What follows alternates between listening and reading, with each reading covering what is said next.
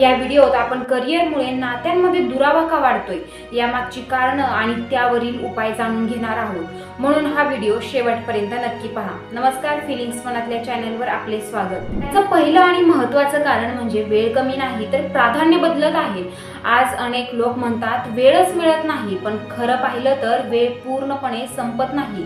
प्राधान्य बदलतं। मीटिंगसाठी वेळ असतो, कॉलसाठी वेळ असतो, क्लायंटसाठी वेळ असतो, पण नात्यांसाठी नंतर बोलू असं होतं आणि इथूनच दुरावा सुरू होतो। नात्यांना मोठ्या गोष्टी नको असतात, त्यांना फक्त थोडा वेळ, थोडं लक्ष आणि मनापासूनची उपस्थिती हवी असते। पण जेव्हा समोरच्या व्यक्तीला सतत वाटतं की काम नेहमी माझ्यापेक्षा महत्त्वाचं आहे, तेव्हा नात्यात नकळत अंतर तयार होऊ लागतं।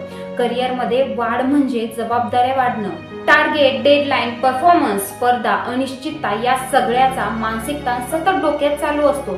अशा वेळी माणूस घरी येतो पण पूर्णपणे घरी पोहोचत नाही। शरीर घरी असतं पण मन अजूनही कामात अडकलेलं असतं। याचा परिणाम नात्यांवर होतो। समोरच्या व्यक्तीला वेळ मिळतो पण जोडलेपण मिळत नाही, बोलणं होतं पण संवाद होत नाही, साथ मिळते पण जवळीक जाणवत नाही। मग हळूहळू नातं, रिलेशनशिप कमी आणि रुटीन जास्त वाटू लागतं।